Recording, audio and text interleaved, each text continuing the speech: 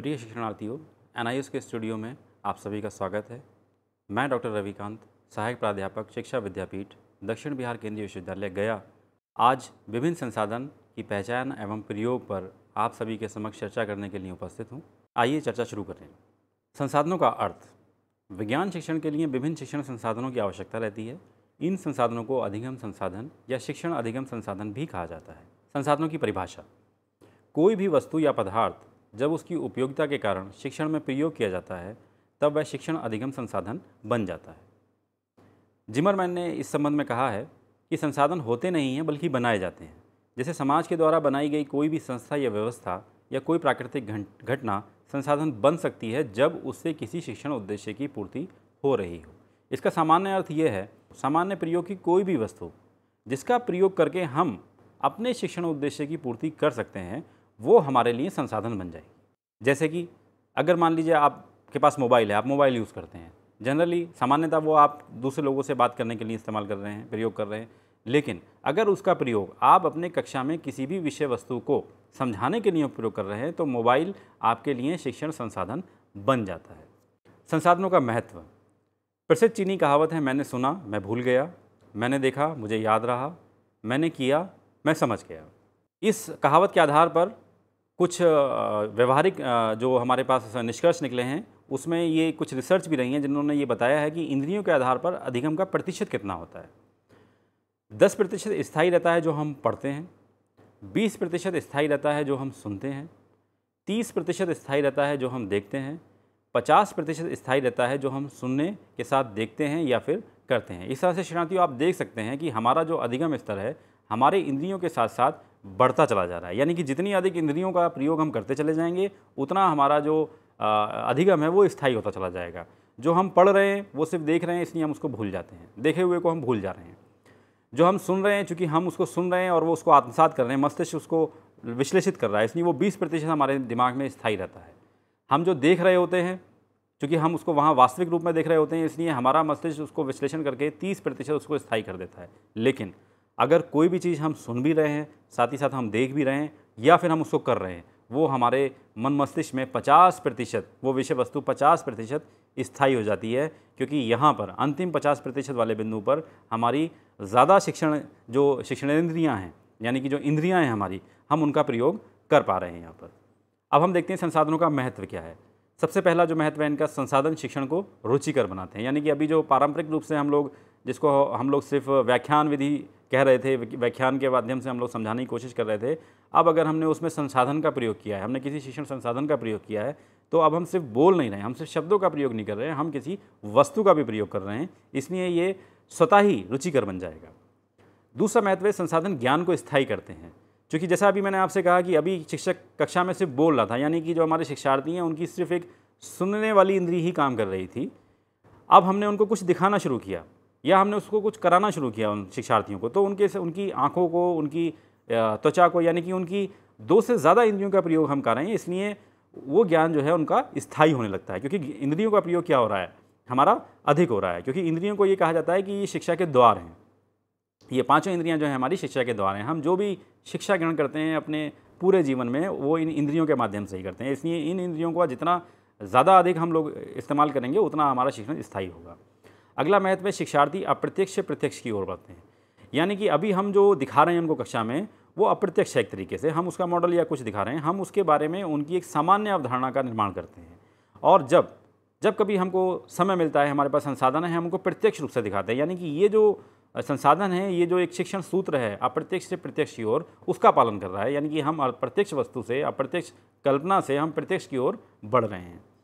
अगला महत्व है, शिक्षार्थी बहुइंद्रिय एवं वास्तविक अनुभव प्राप्त करता है। ये बहुत महत्वपूर्ण है शिक्षार्थी हो, क्योंकि जितनी अधिक इंद्रियों का प्रयोग, जैसा कि मैंने अभी आपको बताया कि हमारी जो 5 इंद्रियां हैं उन्हीं को हम शिक्षा का द्वार मानते हैं, तो जितना अधिक हम शिक्षणेंद्रियों को, जो इंद्रियों को हम इस्तेमाल करते हैं, प्रयोग करते हैं, उतना ही अधिक हम अपने ज्ञान को स्थायी करते हैं। वास्तविक अनुभव वे अनुभव हैं जिसको हमारा शिक्षार्थी, हमारा छात्र या हमारे बच्चे खुद करके उसको अनुभव करते हैं, वो वास्तविक अनुभव हैं। और ये वास्तविक अनुभव ही सबसे ज़्यादा स्थायी होते हैं, क्योंकि इसमें अधिकांश इंद्रियों का प्रयोग शिक्षार्थियों द्वारा किया जाता है, इसलिए ये ज्ञान जो है हमेशा हमेशा के लिए स्थायी हो जाता है। शिक्षण अधिगम से शिक्षार्थियों की सहभागिता बढ़ती है। शिक्षण अधिगम में अभी हमने कोई चीज़ दिखाई, हम पारंपरिक जो हमारी शिक्षण विद्यार्थी हैं उसमें हम कुछ दिखा नहीं रहे थे उसको, लेकिन जैसे ही हम कोई कक्षा में कोई वस्तु लेकर जाते हैं, कोई प्रतिमान लेकर जाते हैं, कोई चार्ट लेकर जाते हैं या मॉडल लेकर जाते हैं या कुछ और भी लेकर जाते हैं, तो स्वाभाविक रूप से जो शिक्षार्थी हैं उनकी रुचि बढ़ जाती है। आज क्या दिखाया जाएगा, क्या हम लोगों को बताया जाएगा, इस तरीके से उनकी रुचि बढ़ जाती है। शिक्षार्थियों की अवलोकन क्षमता और विश्लेषण क्षमता का विकास, क्योंकि शिक्षार्थी उसको देख रहे हैं, उसका अवलोकन कर रहे हैं, इसलिए उनकी अवलोकन क्षमता भी यहाँ पर बढ़ रही है, वृद्धि हो रही है उसमें, और साथ ही साथ वो उसका विश्लेषण भी कर रहे हैं कि इन चीज़ों को कैसे हम तोड़कर अलग करते हैं और उसको फिर बाद में जोड़ते हैं, यानी कि ये क्षमता भी उनकी विकसित हो रही है। इसका अगला महत्व संसाधनों की सहायता से बहुत कम समय में अधिक ज्ञान दिया जा सकता है, यानी कि बजाय इसके कि हम बहुत लंबा व्याख्यान दें, इससे बेहतर है कि हम बहुत ही कम समय में उनको वो चीज़ दिखा दें जिससे कि बहुत कम समय में वो स्थायी ज्ञान प्राप्त कर सकें। इसलिए बहुत समय की जो है इसमें बचत हो जाती है। अब शिक्षार्थियों हम देखेंगे शैक्षिक संसाधनों का प्रकार कितने होते हैं। इसको मुख्यतः 2 स्तरों पर हमने विभाजित किया है। इसमें पहला है विद्यालय स्तर पर संसाधन और दूसरा है स्थानीय स्तर पर संसाधन। विद्यालय स्तर पर संसाधन जो हैं वो हमारे पास 4 मुख्य रूप से उपलब्ध होते हैं, जिसमें सबसे पहला है पुस्तकालय, दूसरा है प्रयोगशाला, तीसरा बगीचा और चौथा है खेल का मैदान। पहले चर्चा करेंगे हम पुस्तकालय। जैसा कि आप लोग नाम से ही जान रहे हैं, पुस्तकालय, पुस्तकालय यानी पुस्तकों का घर। पुस्तकालय किसी भी विद्यालय का हृदय माना जाता है। अगर आपको देखना है कि पुस्तकालय, हमारा विद्यालय कितना शिक्षण अधिगम के प्रति गंभीर है, हम देखेंगे उसके पुस्तकालय में जाकर कितनी विभिन्न प्रकार की हमारे पास पुस्तकें उपलब्ध हैं। इसलिए सबसे पहला जो संसाधन हमारे पास विद्यालय स्तर पर होगा वो होगा पुस्तकालय। अब पुस्तकालय में उपलब्ध संसाधन कौन कौन से होने चाहिए, इसमें सबसे पहला है विभिन्न प्रकार की पुस्तकें। पुस्तकालय है तो उसमें बहुत सारी पुस्तकें होंगी, अलग अलग प्रकार की पुस्तकें होंगी। दूसरा, इसमें दृश्य सामग्री, यानी कि इसमें चित्र, फोटो, ग्राफ, नक्शे, ग्लोब आदि भी होने चाहिए, दृश्य सामग्री जिसको हम देख सकते हैं। अगला है इसमें श्रव्य सामग्री, सीडी, कैसेट, रिकॉर्डेड टेप, यानी कि ये वो सामग्री है जिसको हम सिर्फ सुन सकते हैं। अगला जो इसमें संसाधन होंगे वो दृश्य और श्रव्य सामग्री होने चाहिए, जिसमें वीडियो, सीडी या फिर फिल्म होती है जिसको हम देख भी सकते हैं और साथ ही साथ सुन भी सकते हैं। और अन्य संसाधनों में अगर हमारे पास संसाधन उपलब्ध हैं या जो आधुनिक पुस्तकालय हैं, आप उसमें ये देख सकते हैं कि हमारे पास कंप्यूटर और इंटरनेट की सुविधा भी उपलब्ध है। इंटरनेट कंप्यूटर के माध्यम से हम पूरे पुस्तकालय की समस्त जानकारी को अपने बहुत ही कम समय पर एक कंप्यूटर पर बैठकर जानकारी हासिल कर सकते हैं और उन किताबों को, पुस्तकों को या उस पुस्तकालय में उपलब्ध संसाधनों का प्रयोग कर सकते हैं। अगला जो विद्यालय स्तर पर संसाधन है वो है प्रयोगशाला। प्रयोगशाला जैसे कि ऐसी शाला, ऐसा स्थान जहाँ पर हम प्रयोग करते हैं। प्रयोग हमारे सैद्धांतिक ज्ञान को व्यावहारिकता में सिद्ध करने का स्थान उपलब्ध कराता है, तो प्रयोगशाला भी एक महत्वपूर्ण संसाधन है। प्रयोगशाला में अब हमारे पास क्या क्या संसाधन होने चाहिए, इसमें सबसे पहला है विभिन्न प्रकार के उपकरण, सूक्ष्मदर्शी, दूरबीन आदि, यानी कि ये वो उपकरण है जो सामान्यतः विज्ञान में हम यूज़ करते हैं। सूक्ष्मदर्शी है, दूरबीन है, ये हमारे पास होने चाहिए वहाँ पर। विभिन्न प्रकार के मॉडल या प्रतिमान, विज्ञान शिक्षण से संबंधित हमारे पास प्रकाश संश्लेषण या हमारे पास वायु की गति या इस तरीके के और भी जो मॉडल या प्रतिमान हैं वो उपलब्ध होने चाहिए, जिससे कि उनका विज्ञान शिक्षण में प्रयोग किया जा सके। विभिन्न प्रकार के रसायन, यानी कि यहाँ पर हम रसायन से संबंधित, रासायनिक विज्ञान से संबंधित अगर हमको प्रयोग कराने हैं, किसी तरह का हमें प्रयोग प्रदर्शन करना है वहाँ पर, तो हमारे पास रसायन भी उपलब्ध होने चाहिए।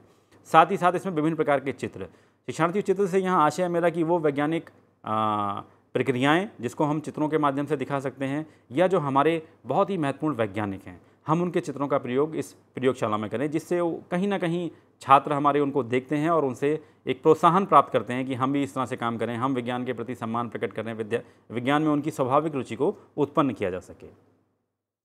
तीसरा जो विद्यालय स्तर पर उपस्थित संसाधन है हमारा शिक्षार्थी, वो है बगीचा। इसको इंग्लिश में कभी कभी बॉटनिकल गार्डन बोलते हैं हम लोग। यहाँ बगीचा है जिसमें जो होंगे वो किस तरह क्या क्या चीज़ें होंगी, विभिन्न प्रकार के पेड़ होंगे, विभिन्न प्रकार के पौधे होंगे, विभिन्न प्रकार की झाड़ियाँ होंगी, विभिन्न प्रकार के जीव जंतु होंगे। ये विज्ञान शिक्षण के लिए ये भी एक आवश्यक है, क्योंकि ये प्राकृतिक अवस्थाओं में हम पेड़ पौधों को, झाड़ियों को और विभिन्न प्रकार के जीव जंतुओं को देखते हैं। तो शिक्षार्थियों में जो है विज्ञान के प्रति रुचि तो उत्पन्न हो ही रही है, साथ ही साथ प्रकृति के लिए सम्मान भी उत्पन्न हो रहा है। तो अगर हम इस संसाधन का प्रयोग करते हैं तो हम ना सिर्फ विज्ञान शिक्षण के जो हमारे उद्देश्य हैं उनकी प्राप्ति कर पा रहे हैं, बल्कि छात्रों के मन मस्तिष्क में हम प्रकृति के प्रति सम्मान को भी उत्पन्न कर पा रहे हैं। और जहां हम इन चीज़ों को जोड़ देते हैं, तब हम वैज्ञानिक दृष्टिकोण का निर्माण छात्रों में हमेशा हमेशा के लिए, सदैव के लिए स्थापित कर देते हैं। अगला जो हमारा विद्यालय स्तर पर जो उपलब्ध होगा संसाधन, वो है खेल का मैदान। खेल के मैदान में हमारे पास बहुत सारे जो खेल से संबंधित उपकरण हैं वो हो सकते हैं। बहुत सारी वैज्ञानिक प्रक्रियाओं को हम खेल के माध्यम से या खेल के उपकरणों के माध्यम से हम प्रयोग कर सकते हैं। जैसे गति को अगर हमको बताना है तो हमारे पास अगर गेंद उपलब्ध है तो हम खेल के मैदान में जाकर उसकी विभिन्न प्रकार की गतियों को दिखा सकते हैं। हम घर्षण को जो है दिखा सकते हैं। हमारे पास झूले विभिन्न प्रकार के हैं तो गतियों को दिखा सकते हैं हम।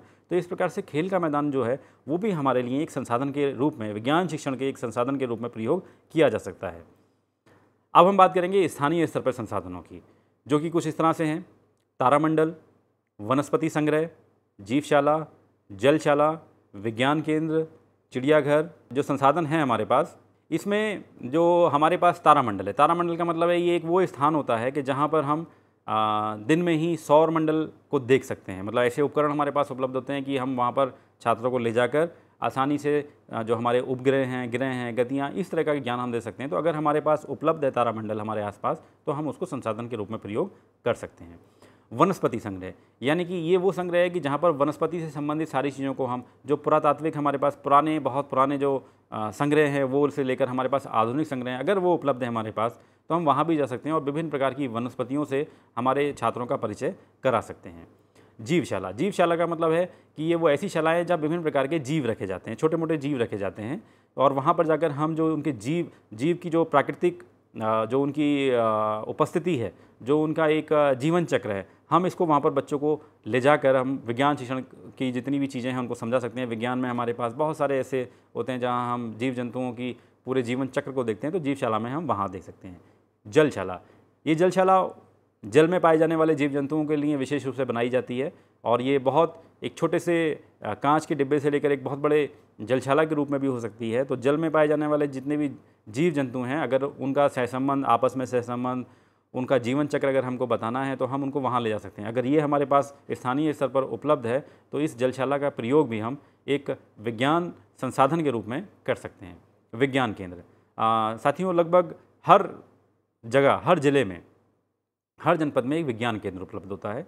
विज्ञान केंद्र वहाँ के मौसम से संबंधित आने वाली भविष्यवाणियाँ करता है। विज्ञान से संबंधित जो उपकरण हैं वो उनके पास उपलब्ध होते हैं, कृषि से संबंधित उपकरण उनके पास उपलब्ध होते हैं। तो विज्ञान केंद्र को भी हम एक संसाधन के रूप में प्रयोग कर सकते हैं। हम वहाँ अपने छात्रों को प्रत्यक्ष रूप से ले जाकर उन सारी चीज़ों को अनुभव करा सकते हैं कि किस तरह से विज्ञान विभिन्न क्षेत्रों में हमारी सहायता कर रहा है। चिड़ियाघर, चिड़ियाघर साथियों, जैसा कि आप जानते हैं कि वहाँ पर बहुत सारे जीव जंतु रखे जाते हैं। वहाँ पक्षी भी होते हैं, वहाँ स्थल पर रहने वाले जीव जंतु भी होते हैं, कहीं कहीं वहाँ पर हमारे जल में रहने वाले जीव जंतु भी होते हैं। मतलब चिड़ियाघर एक ऐसा स्थान है कि जहाँ पर हमें ये तीनों प्रकार के जीव जंतु मिल सकते हैं। तो चिड़ियाघर एक मनोरंजन के साथ साथ, सामान्य परिस्थितियों में वो एक मनोरंजन का केंद्र है, लेकिन जब हम किसी उद्देश्य के साथ, विज्ञान शिक्षण के उद्देश्य के साथ, हमको विभिन्न प्रकार के जीव जंतुओं के रहन सहन को दिखाना है, हम जब इस उद्देश्य के साथ चिड़ियाघर में जाते हैं तो चिड़ियाघर भी हमारे विज्ञान के लिए एक संसाधन का कार्य करता है। तो इस तरह से ये सारे संसाधन जो हैं स्थानीय स्तर पर अगर उपलब्ध हैं तो हम इनको अपने विज्ञान शिक्षण में प्रयोग कर सकते हैं। साथियों, अगला जो वर्गीकरण है वो विद्युत के आधार पर है, जिसमें जो संसाधनों का वर्गीकरण किया है उसमें पहले हैं गैर विद्युत संसाधन, यानी कि वो विद्युत संसाधन जिसमें विद्युत का प्रयोग, बिजली का प्रयोग नहीं होता है। दूसरे प्रकार के विद्युत संसाधन जिसमें विद्युत यानी कि बिजली का प्रयोग किया जाता है।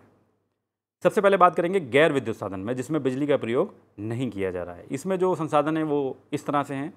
सबसे पहले पुस्तकें हैं, इसके बाद पत्रिका, बोर्ड, फ्लैनर बोर्ड हो या चुंबकीय बोर्ड हो, ग्राफ, मानचित्र, एटलस, चित्र हो सकते हैं, इसमें नमूने और प्रतिमान हो सकते हैं। यानी कि साथियों, ये सारे के सारे जो संसाधन हैं ये गैर विद्युत संसाधन है, इसमें किसी भी प्रकार से विद्युत का प्रयोग नहीं किया जा सकता है। ये जो बोर्ड यहाँ पर फ्लैनर बोर्ड हैं, इसमें भी किसी भी प्रकार से विद्युत का प्रयोग नहीं किया जा सकता है। चित्रों में कोई प्रयोग नहीं है, यानी कि हम किसी भी रूप में विद्युत का प्रयोग यहाँ पर नहीं कर रहे होते। अब ये हमारे विद्युत साधन हैं, अब इसमें हमें विद्युत की जरूरत पड़ती है, हम विद्युत का प्रयोग करते हैं। इसमें जो पहले संसाधन है वो है श्रव्य संसाधन। श्रव्य संसाधन वे संसाधन होते हैं जिनको सुना जाता है, जिनको सिर्फ सुना जाता है, जिसमें है रेडियो, कैसेट, सीडी आदि। दूसरे प्रकार के जो दृश्य संसाधन है हमारे पास वो हैं स्लाइड प्रोजेक्टर, शिरोपरि प्रक्षेपक और वीडियो प्रोजेक्टर। यानी कि दृश्य संसाधन वो संसाधन है जिनको हम देख सकते हैं। अगली जो श्रेणी है वो है दृश्य श्रव्य संसाधन, यानी कि ये वो संसाधन है जिसको देखा भी जा सकता है और साथ ही साथ सुना भी जा सकता है, जिसमें टेलीविज़न और फिल्में शामिल हैं। इसके बाद जो हमारी जो चौथी और जो अंतिम श्रेणी है वो है आईसीटी उपकरण, जिसमें कंप्यूटर और मोबाइल और अन्य उपकरण शामिल हैं।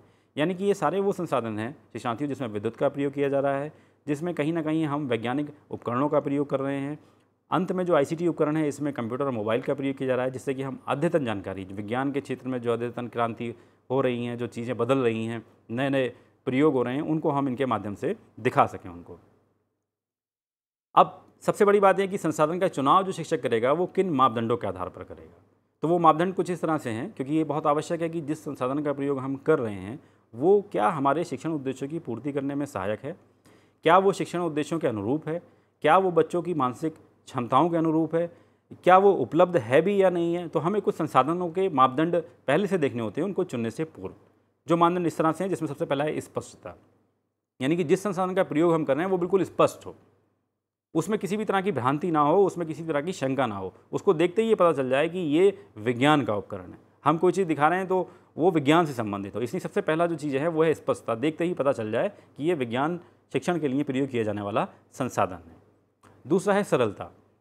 सरलता का आशय यहाँ से शिक्षणार्थियों ऐसा है, चूँकि जिन बच्चों को हम लेके जा रहे हैं, एक शिक्षण सूत्र है जिसमें हम सरल से कठिन की ओर चलते हैं। जो हमारी स्वाभाविक गति है सीखने की वो हमेशा सरल से कठिन की ओर होती है। इसलिए बहुत आवश्यक है कि जिन संसाधनों का चुनाव हम कर रहे हैं वो सरल होने चाहिए, वो बच्चों की मानसिक स्तर के अनुरूप होने चाहिए। अगर मान लीजिए हमने कोई ऐसा संसाधन चुन भी लिया जो बहुत ज़्यादा कठिन हुआ तो बच्चों की अरुचि उत्पन्न हो जाती है उसमें। इसलिए सबसे ज़्यादा महत्वपूर्ण ये है कि वो संसाधन बहुत ही सरल हो। अगला जो मापदंड है वो है प्रासंगिकता, यानी कि जो विषय वस्तु हम पढ़ाने जा रहे हैं, जो शिक्षण उद्देश्य हमने निर्धारित किया है, क्या वो प्रासंगिक है भी या नहीं है।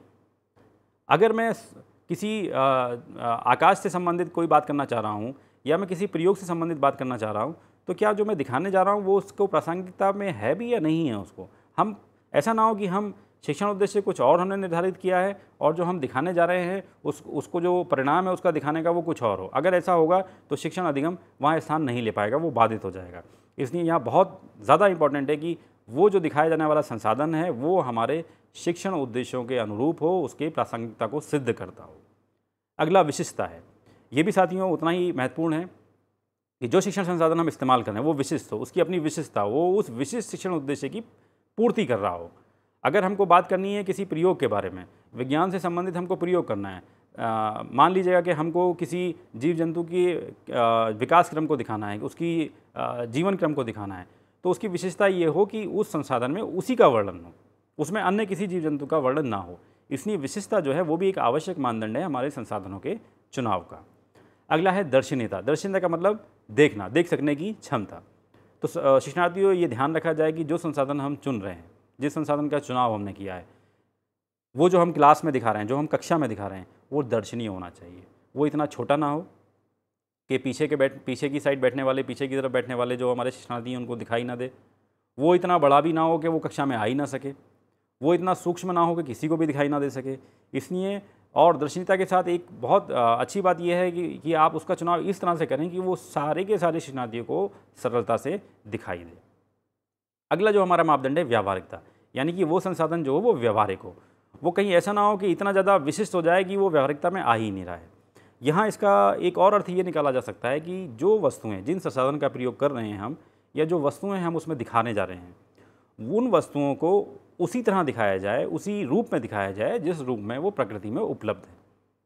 यानी कि अगर हम किसी चार्ट में, मान लीजिए हम किसी चार्ट में दो जीव जंतुओं का चित्र बना कर ला रहे हैं, तो हमको ये ध्यान रखना होगा, ये व्यवहारिकता का ध्यान रखना होगा कि उन दोनों चित्रों के बीच में जो अनुपात होगा वो वास्तविक अनुपात के अनुपात में ही हो। यानी कि अगर एक जीव जंतु बड़ा है तो उसको चार्ट में बड़ा करके दिखाना होगा, अगर दूसरा जंतु हमारा उससे छोटा है तो हमें उसको छोटा करके दिखाना होगा। ऐसा ना हो कि वो दोनों बराबर हो जाएं। अगर बराबर हो जाते हैं तो हम उसकी सामान्यता को खो देते हैं, उसकी जो प्राकृतिक अवस्था है उसको खो देते हैं, तो वो व्यवहारिक नहीं रह जाता। इसलिए बहुत आवश्यक है कि जो भी संसाधन आप प्रयोग करें वो एकदम व्यवहारिक होना चाहिए। तो इस तरह से छात्रों हमने देखा कि हम विभिन्न प्रकार के संसाधनों का प्रयोग करते हैं और इन संसाधनों का प्रयोग करते समय जो मापदंड हैं हमको उनका चुनाव करना है। आप उस तरह से चुनाव करें कि जो हमारे पास स्थानीय स्तर पर उपलब्ध हों। अगर हमारे पास कोई दूसरे विशिष्ट प्रकार के संसाधन उपलब्ध हों तो हम उनका भी प्रयोग कर सकें। और ये सारे के सारे संसाधन विज्ञान शिक्षण को प्रभावी करने के लिए उपयोग में लाए जा रहे हैं। हम इनको ज़्यादा से ज़्यादा इस्तेमाल करें, हमारे छात्रों का ज्ञान स्थायी हो। संसाधनों का जो मुख्य कार्य है, जो मुख्य उद्देश्य है उनको प्रयोग करने का, वो यही रहता है कि हम विज्ञान शिक्षण का जो हमारा ज्ञान है उसको स्थायी कर सकें वहाँ पर। बस ध्यान ये रखें कि जो मापदंड हैं उनके अनुरूप उनका चयन हो। और इस तरह ये आज की मेरी चर्चा पूरी हुई और मैं आशा करता हूँ कि इस चर्चा से आपको कुछ सकारात्मक सहयोग मिलेगा और अगले किसी नए बिंदु के साथ पुनः आप सबके समक्ष उपस्थित रहूँगा। धन्यवाद।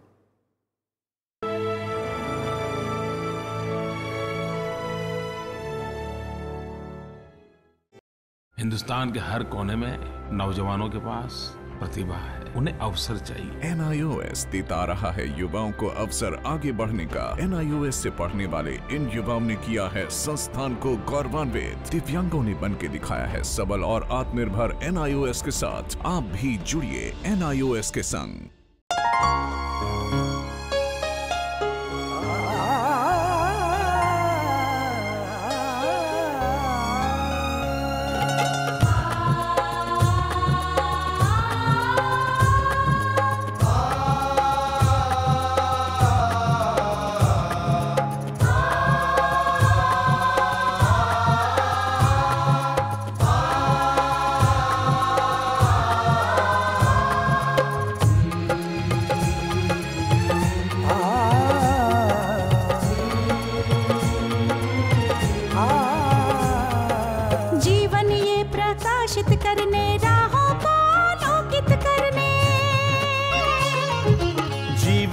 प्रकाशित करने, राहों को आलोकित करने, हम अपना दीपक स्वयं बने, हम अपना रास्ता स्वयं चुने। हम अपना दीपक स्वयं बने, हम अपना रास्ता स्वयं चुने। जीवन ये प्रकाशित करने, राहों को आलोकित करने।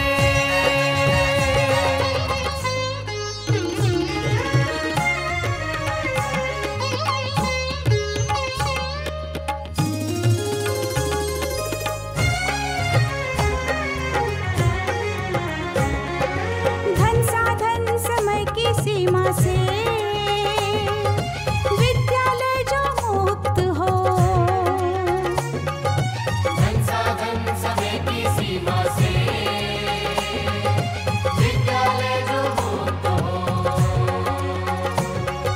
कभी पढ़े हम कहीं पढ़े, वे विषय की लोच से युक्त हो। कभी पढ़े हम कहीं पढ़े, वे विषय की लोच से युक्त हो। मित्रों हम उठे और जागे, मंजिल आने की ध्वनि सुने। हम अपना दीपक स्वयं बने, हम अपना जीवन ये प्रकाशित करने, राहों को आलोकित करने।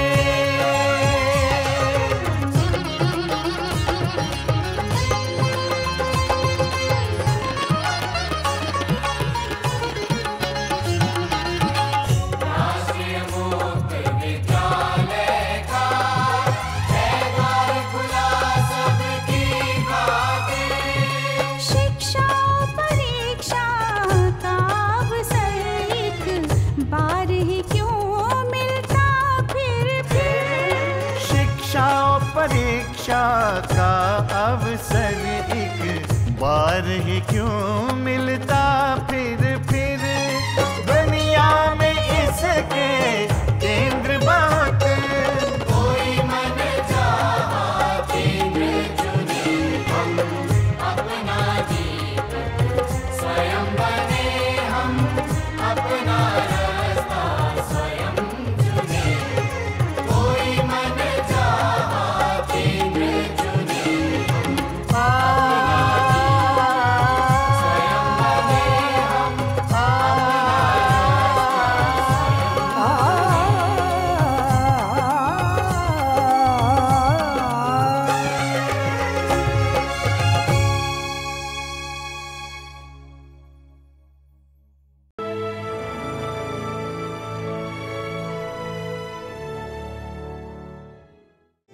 हिंदुस्तान के हर कोने में नौजवानों के पास प्रतिभा है, उन्हें अवसर चाहिए। NIOS देता रहा है युवाओं को अवसर आगे बढ़ने का। NIOS से पढ़ने वाले इन युवाओं ने किया है संस्थान को गौरवान्वित। दिव्यांगों ने बन के दिखाया है सबल और आत्मनिर्भर। NIOS के साथ आप भी जुड़िए NIOS के संग।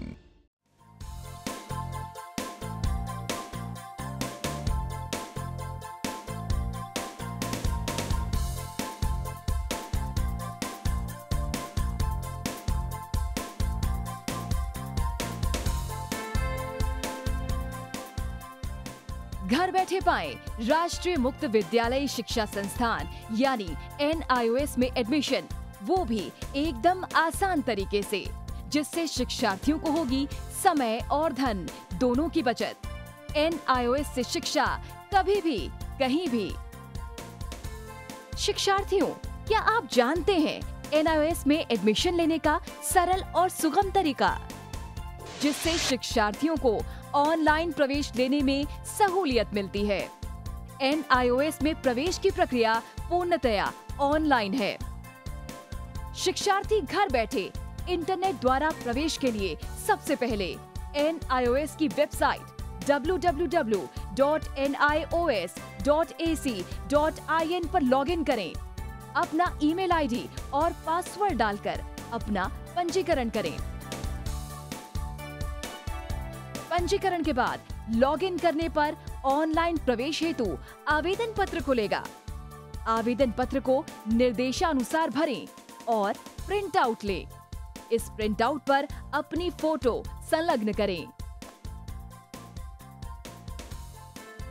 ऑनलाइन प्रवेश के लिए शुल्क हेतु भुगतान के तरीके हैं: क्रेडिट कार्ड के द्वारा, डेबिट कार्ड के द्वारा, राष्ट्रीयकृत बैंक के ड्राफ्ट के माध्यम से, जो कि सचिव NIOS नई दिल्ली या नोएडा के पक्ष में देय हो।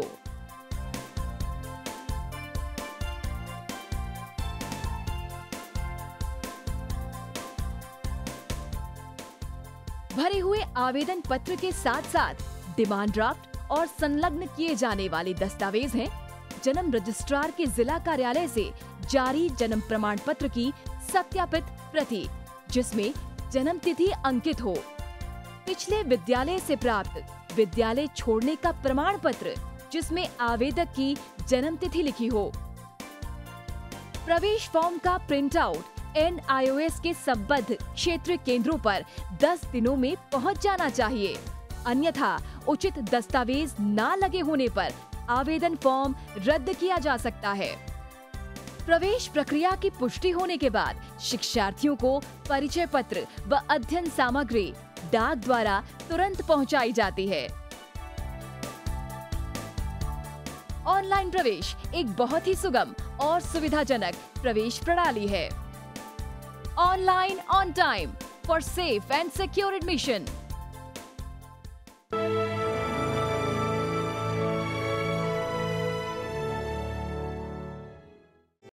हिंदुस्तान के हर कोने में नौजवानों के पास प्रतिभा है, उन्हें अवसर चाहिए। NIOS देता रहा है युवाओं को अवसर आगे बढ़ने का। NIOS से पढ़ने वाले इन युवाओं ने किया है संस्थान को गौरवान्वित। दिव्यांगों ने बन के दिखाया है सबल और आत्मनिर्भर। NIOS के साथ आप भी जुड़िए NIOS के संग।